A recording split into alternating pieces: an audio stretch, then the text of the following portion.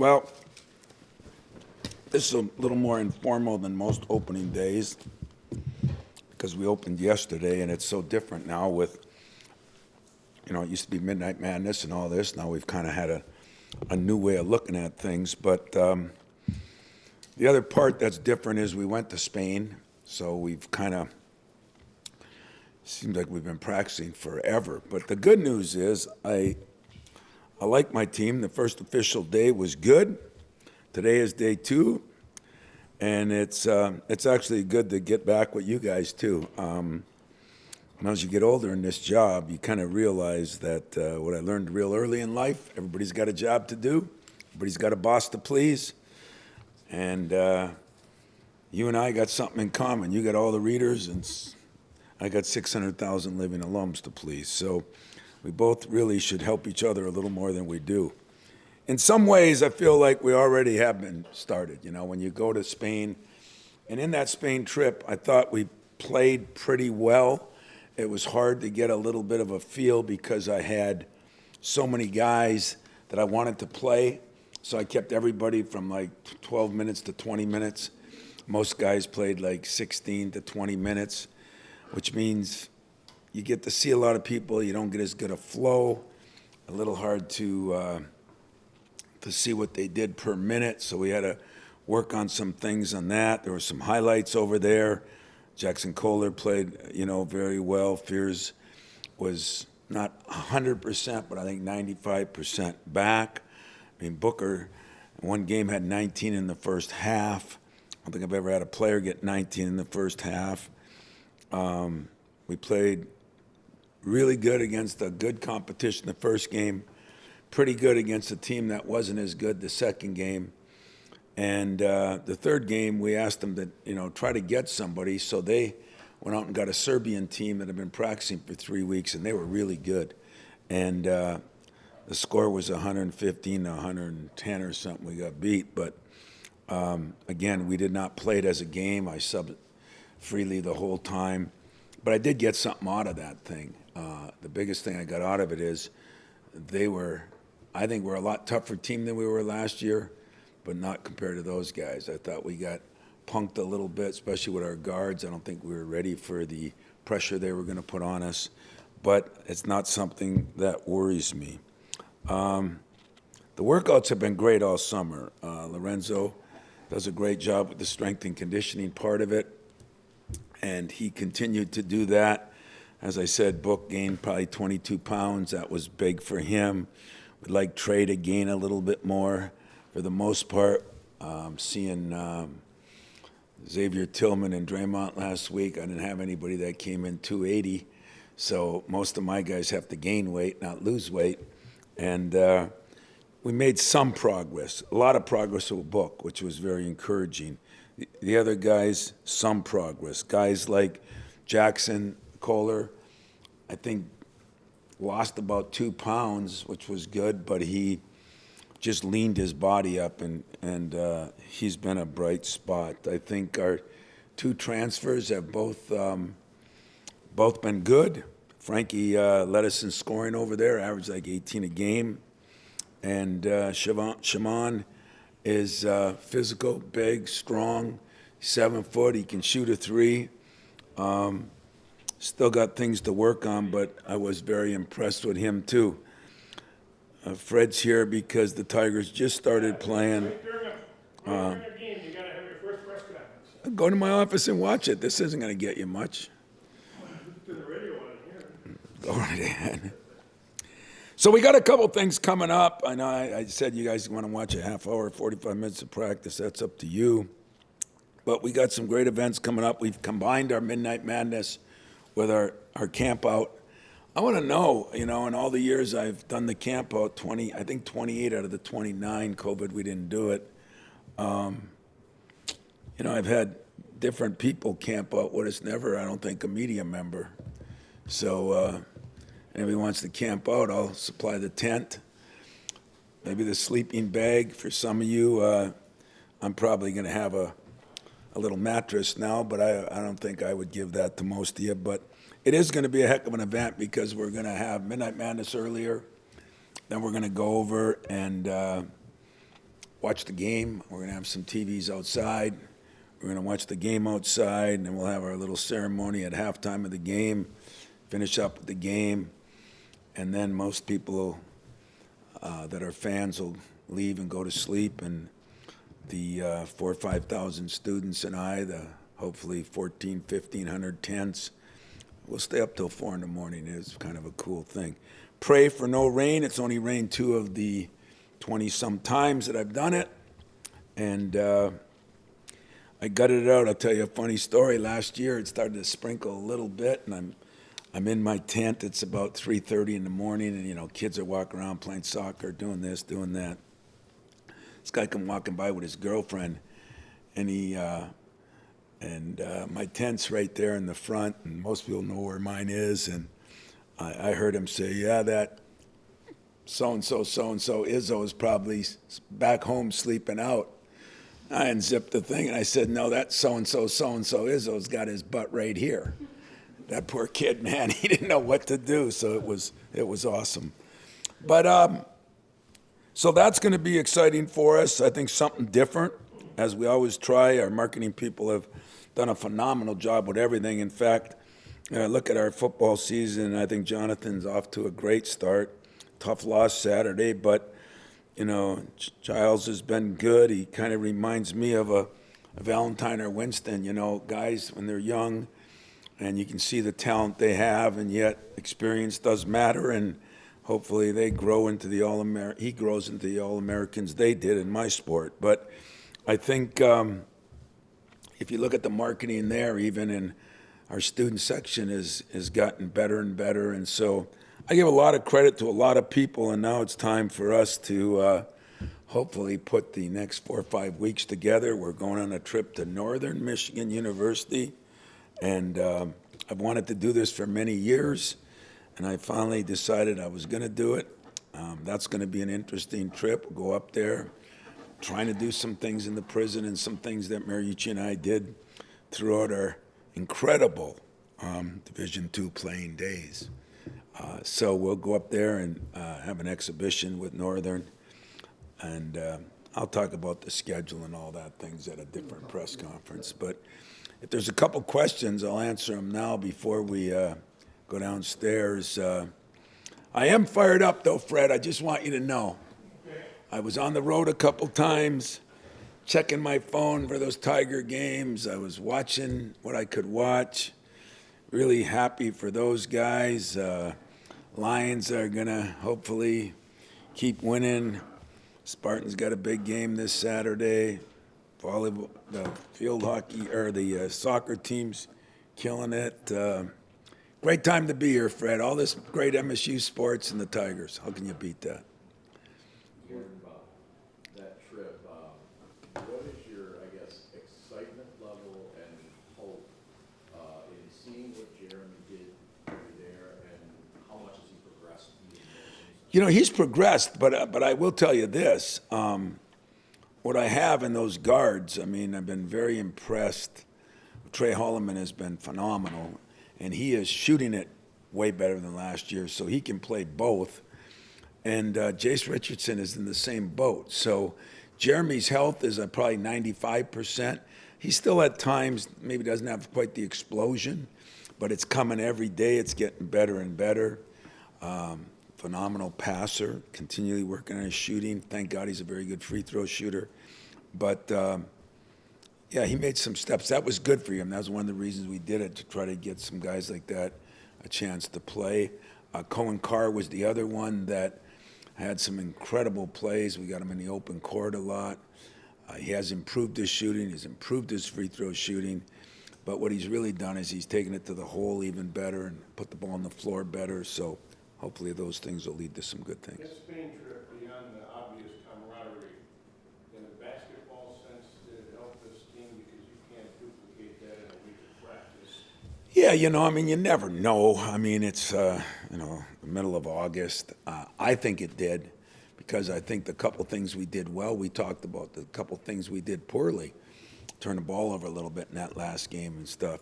The last game was cool because we played in Barcelona, and I go walking through, and there's a mural of magic, and I made my son stand there. I took a picture and sent it to Irvin and realized that that's where they played the '92 Olympics, the Dream Team. So that was cool. But other than that, the basketball was better than sometimes. I mean, sometimes when you go over at that time of year, a lot of teams are winning by 50, and we had one game that I think was a little more lopsided, but the other two games were really good. Tom, this is about college basketball in your program. Biggest bright spot, biggest concern for both college basketball and your program at this point? Well, the program, it's just getting back in championship caliber, and that's the biggest thing that I want to see this team rise up to. Last year I told you we lost 5 games. We were leading in the last 2-3 minutes. That's unexcusable. The coach has to take responsibility for that, which I do, and hopefully we're fixing that. We've done a lot more with last-second shots and working on shot clock stuff at the end and maybe the education of it. As far as college basketball, college sports is a better way to put it. Interesting time, I don't have the answers. You're seeing it in recruiting. You're seeing it everywhere. It's a changing phenomenon right now that I think we're all trying to adjust to.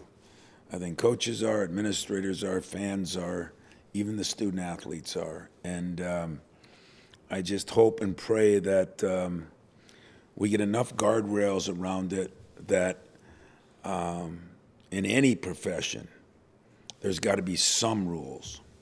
And if there's not, then I think things do get out of control. So I'm hoping we get our arms around it a little bit. We all get on the same page.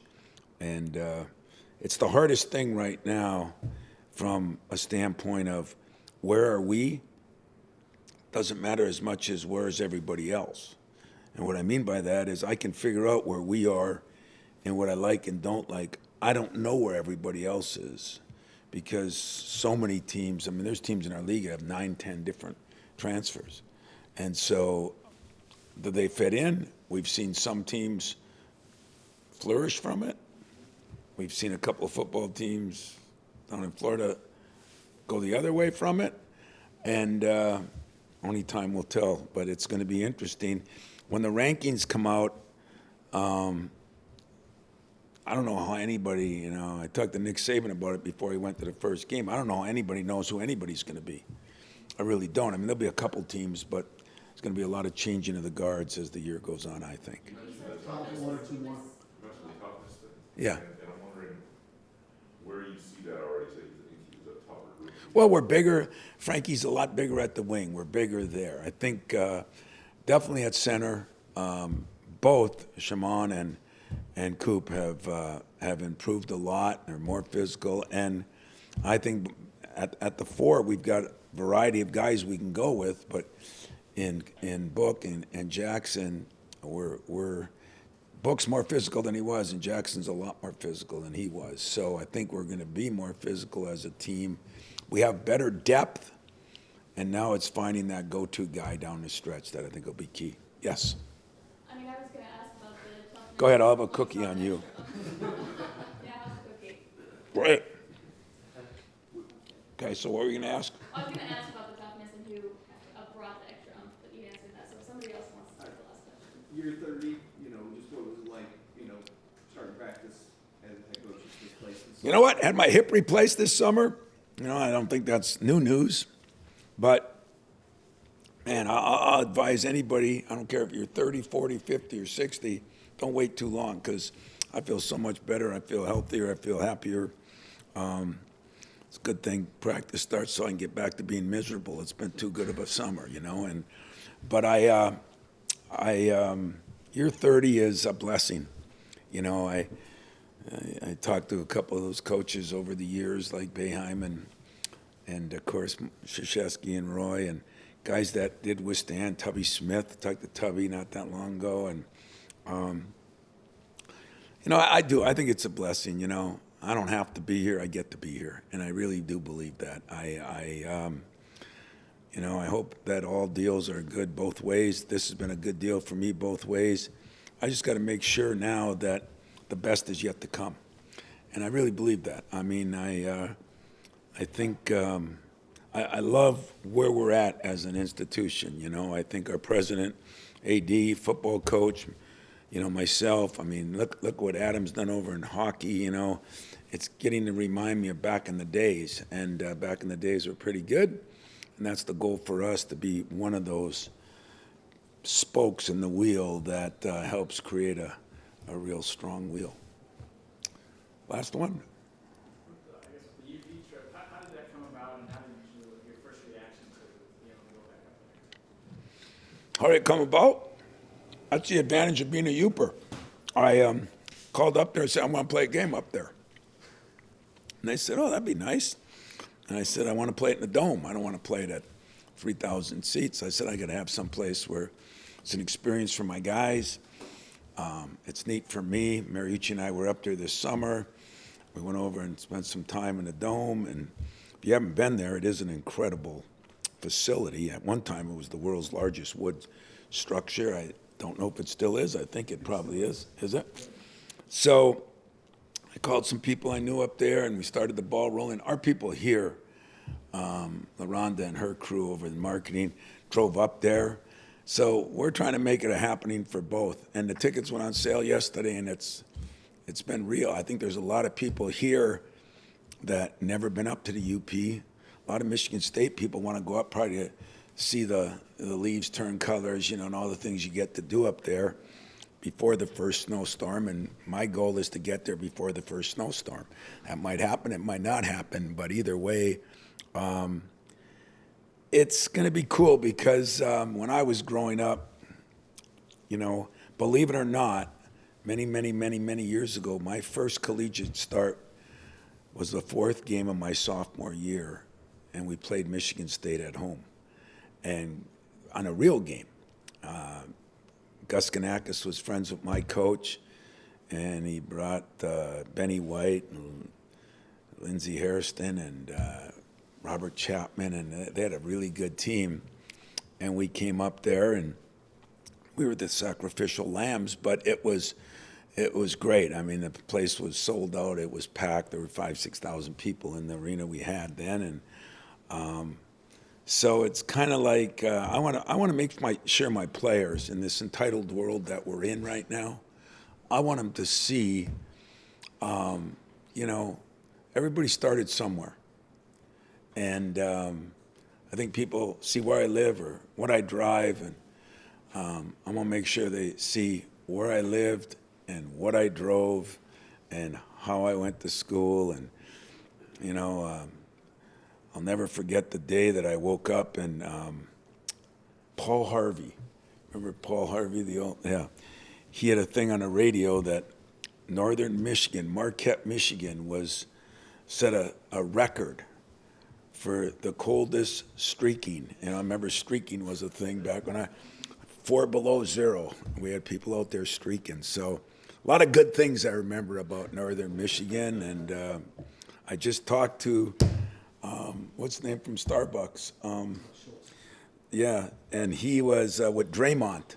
And I said, hey, I'm going up to the UP. Schultz is a graduate of northern Michigan. Lloyd Carr, you know, there's a lot of good things about it up there, and I was hoping to get my boy Mariucci, but he might have to be working that day, so we'll see. But it's going to be an interesting thing if you go up, as Judd would say, game Sunday, you know, leave on Thursday, get back the following Wednesday. It'll be a hell of a trip for you, you know, and hopefully you enjoy it. I think my players will enjoy it, and there's some things I got planned once we get up there. Trying to figure out whether I want to make them myself, bring my 98-year-old mother up to make them, or just buy one at the store. But pregame meal might be pasties, so everybody should be aware of that. And if I do that, and any of you media guys and gals go, I'll make sure I order a few extra ones for you guys. All right. So enjoy a little bit of practice if you come. If not, I'll see you somewhere, and we'll have a real one where we go over everything as soon as Mex figures out what's next, right? Yes. Thanks. Thank you.